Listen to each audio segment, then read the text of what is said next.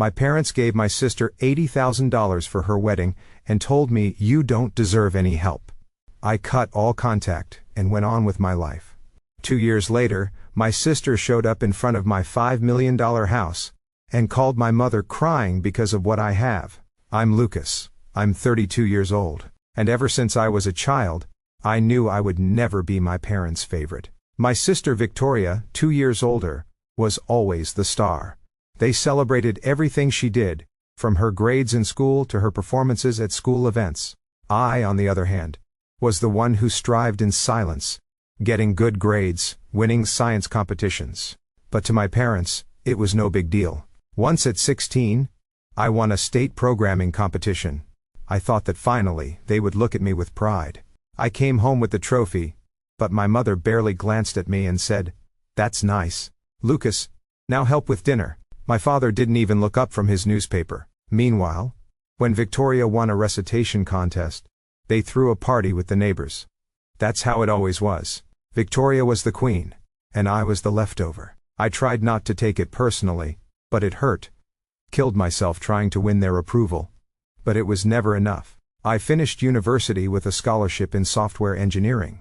I got a good job as a junior developer, and eventually moved up to senior developer. At 27, I was earning, well, had my own apartment, and decent savings. But when I told my parents about my promotion, my mother said, "That's good.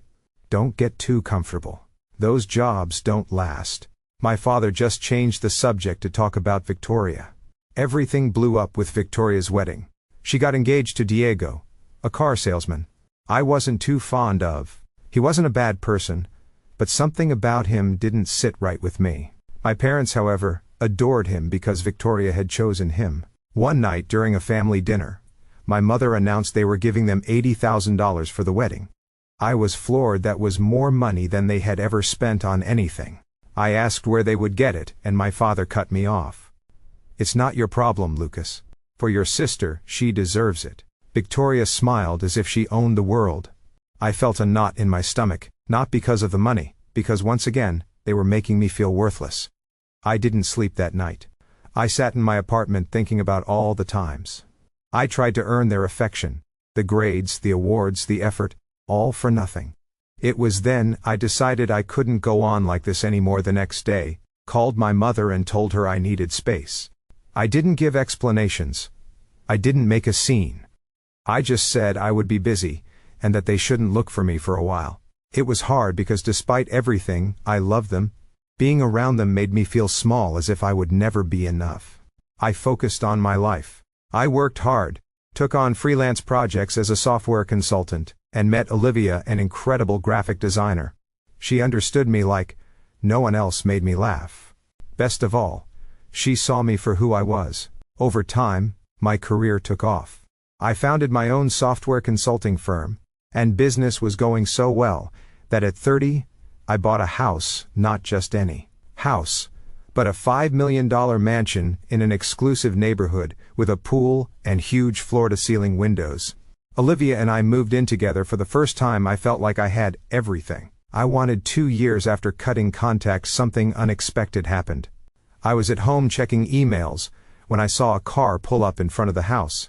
It was Victoria staring at the mansion with a look that was a mix of envy and anger. She was on the phone just stipulating wildly. Minutes later, my phone rang. It was my mother. I didn't answer, but she left a voicemail. I listened to it, and her voice was filled with confusion. "Lucas, how do you have a house like this? Victoria is crying. She says it's not fair. What's going on?" I hung up and stared at the phone. I didn't feel anger, just a strange calm. For the first time, I didn't care what they thought. But I knew they wouldn't stay quiet. Few days later, my mother called again, saying they needed to talk to me, that it was important.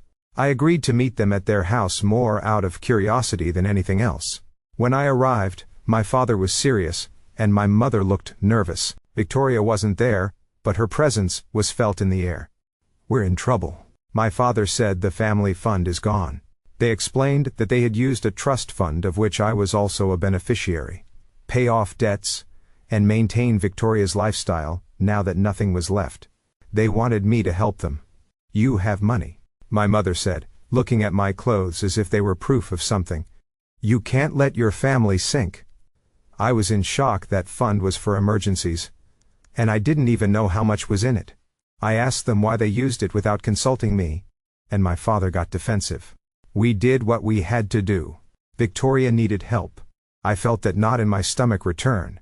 Not only had they ignored me my whole life, but now they wanted me to pay for their decisions.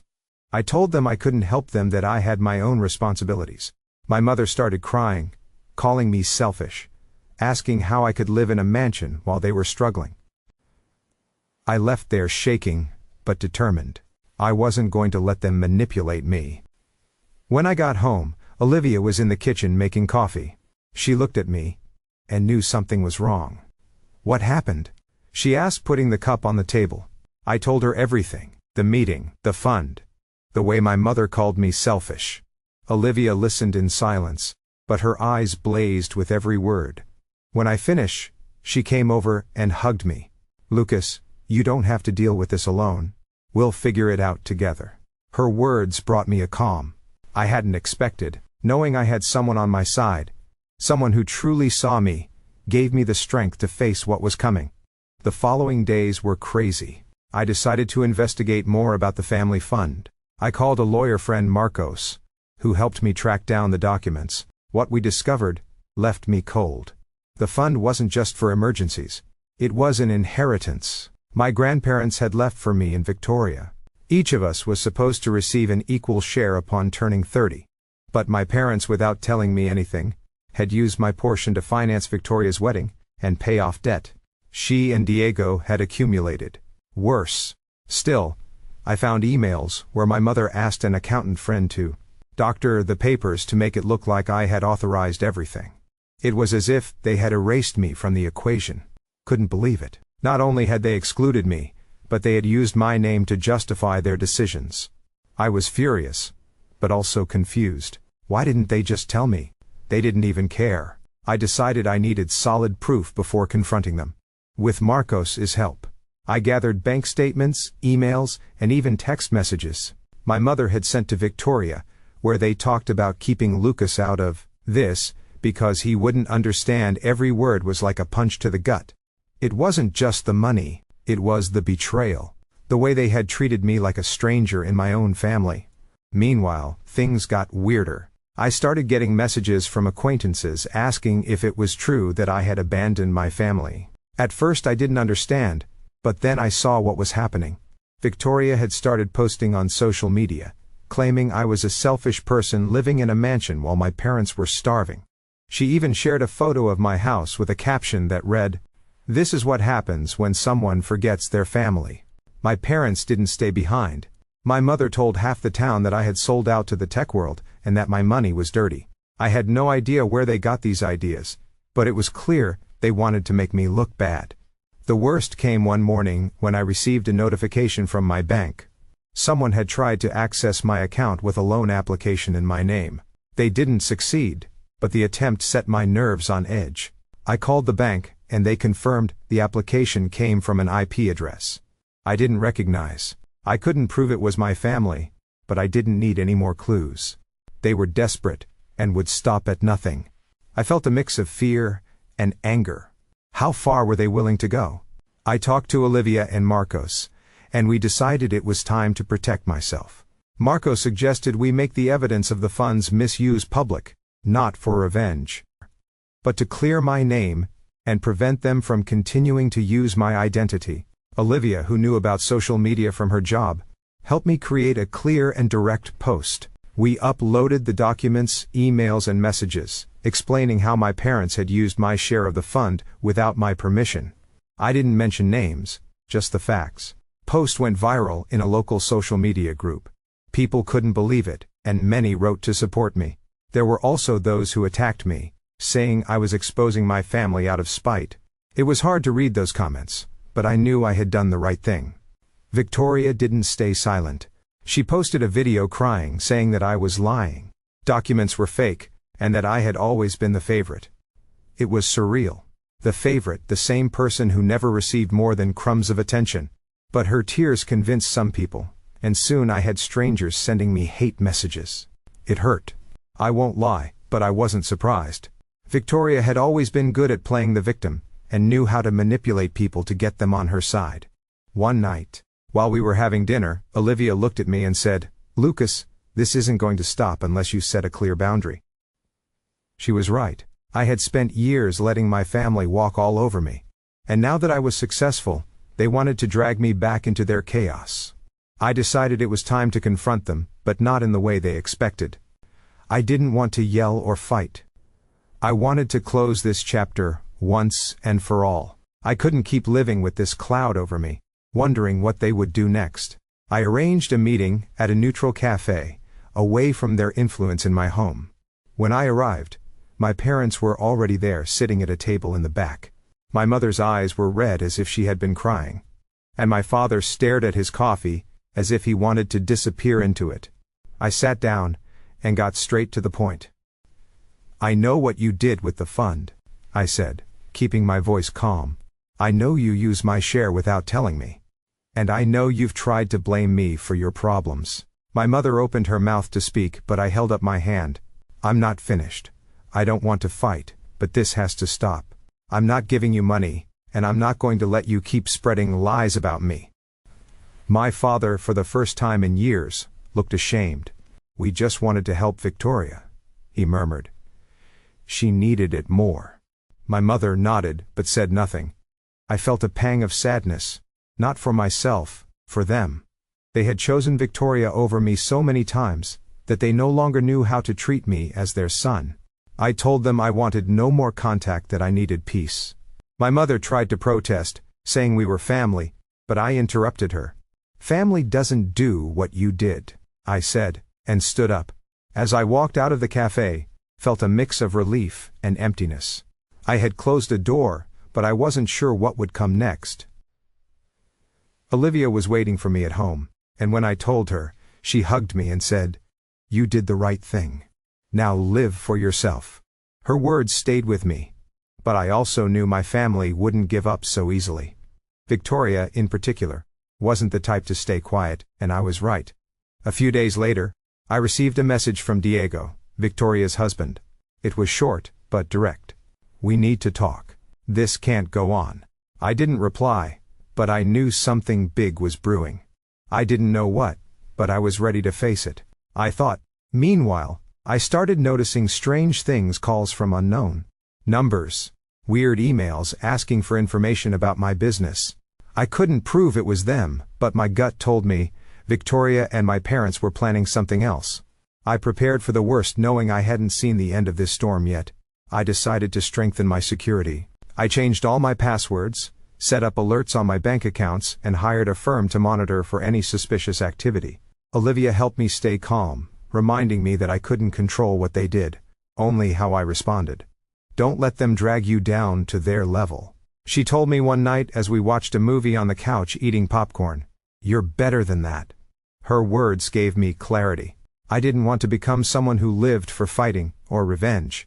I wanted to protect my life, my peace, and move forward with what I had built with so much effort. A week later, Diego insisted on meeting in person. I agreed, but set conditions: a public place, and Olivia would come with me. We met at a quiet restaurant on a Saturday morning. Diego arrived alone, which surprised me. I thought Victoria would be with him, ready to put on a show. He looked nervous, fidgeting with a napkin as he ordered a coffee. "Lucas," he began, "this has gotten out of control. Victoria is out of her mind, and your parents aren't helping. I want you to know, I don't agree with what they did with the fun." I stayed silent, waiting. Diego sighed, and continued. "Victoria doesn't know I'm here, but I need you to understand something. She and your parents are convinced you owe them something. They believe your success is unfair, that you should share it." Couldn't help but laugh. Unfair. Me, who has worked since I was 16 to get where I am. While they spent my inheritance on a wedding and debts. Diego looked down. "I know it doesn't make sense, but they're desperate. They lost a lot of money, and Victoria, she doesn't know when to stop." I asked him if he knew about the attempts to access my accounts. Diego turned pale. "No, not that, but it wouldn't surprise me. Victoria has been talking to some guy who says he can investigate your business. That was enough. I thanked Diego for the warning, but made it clear I wasn't going to back down. Tell them to stop, I said. If they continue, I'll have no choice but to take this further. Olivia squeezed my hand under the table, giving me strength. After that meeting, things intensified. I found more evidence that my parents had forged documents, not just for the fund, but for other loans in my name. With the help of Marcos, my lawyer, I filed a formal complaint. I didn't want them to go to jail, but I needed them to understand that their actions had consequences. The investigation revealed that my mother had used my personal information to open credit accounts, and that Victoria knew everything from the beginning.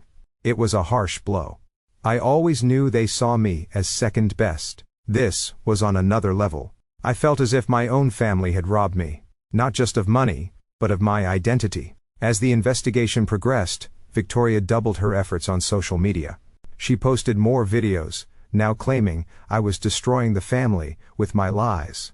She even went so far as to contact some of my clients, insinuating that my consulting firm was untrustworthy. That crossed a line. My clients, thank goodness, trusted me and paid her no mind. The potential damage to my reputation worried me. Olivia and I decided to fight back, but not with drama. We published a statement on my professional page explaining that I was dealing with a family matter, and that any accusations against my business were false. We included proof of my track record, contracts, awards, and testimonials from satisfied clients. It was enough to calm the waters, but not to stop Victoria. One day Marcos called me with more serious news. Lucas, they found more documents. Your parents didn't just use the fund. They tried to transfer property into Victoria's name using your forged signature. I was speechless. It was a house. My grandparents had left a small but valuable property on the outskirts of town. Couldn't believe how far they had gone. Marcos told me this could lead to serious charges, but gave me an option. Reach an out-of-court settlement, or proceed with the complaint. I thought about it a lot. Part of me wanted them to pay for everything, for every slight, every lie. But another part just wanted to be done with it, and move on with my life. I decided to confront them one last time. I arranged a meeting at Marcos' office with a mediator present. When I arrived, my parents were there, but Victoria was not. My mother looked exhausted with swollen eyes, and my father barely looked at me, as if he couldn't meet my gaze. The mediator explained the situation: forged documents, the loans, the property. I gave them a way out: return what they could from the fund, and sign an agreement to never use my name again. In return, I would drop the complaint. My mother started crying, saying they only wanted to protect Victoria. My father, for the first time, spoke clearly. We made a mistake, Lucas. We didn't think about you. It was the closest thing to an apology I had ever heard from him. I accepted the agreement, not for them but for me. I wanted to close this chapter. The investigation ended, with my parents paying a fine and returning the property. Victoria, for her part, was exposed. Her social media posts lost traction when the truth came to light, and many of her followers turned against her. Diego, surprisingly, separated from her shortly after I heard from a mutual friend that he was tired of her lies and her obsession with my life. Victoria tried to contact me a few times, sending long messages where she apologized, but also blamed me for ruining her life. I didn't reply. I didn't feel hatred, only indifference. Over time, things calmed down. My consulting firm continued to grow, and we landed a major contract with an international company. Olivia and I started planning a life together, maybe a long trip to Europe or a simple wedding. Something that was just ours without the weight of my family. One night, as I was looking at the stars from my backyard, I felt something I hadn't felt in years: freedom. I didn't need my parents' approval or Victoria's validation. I had built everything from scratch with my own effort, and no one could take that away from me. I never spoke to my parents again. After that meeting, I heard they moved to another city, probably to escape the rumors. Victoria was left alone trying to maintain her image on social media, but no one believed her anymore. My $5 million house wasn't just a house. It was a reminder of what I achieved despite everything. When I think of Victoria crying in front of it, I don't feel satisfaction or resentment. I just think about how far I've come, about the man I am now. And for the first time, that's enough. Olivia and I moved on. focused on our future. My business grew so much that I hired more employees and even started mentoring young programmers, something I never imagined doing. I found a purpose beyond money, something that made me feel whole. My family was no longer a weight on my shoulders. I had learned that family isn't always the one you're born into, the one you choose. I chose Olivia, my friends, my team. They were my home.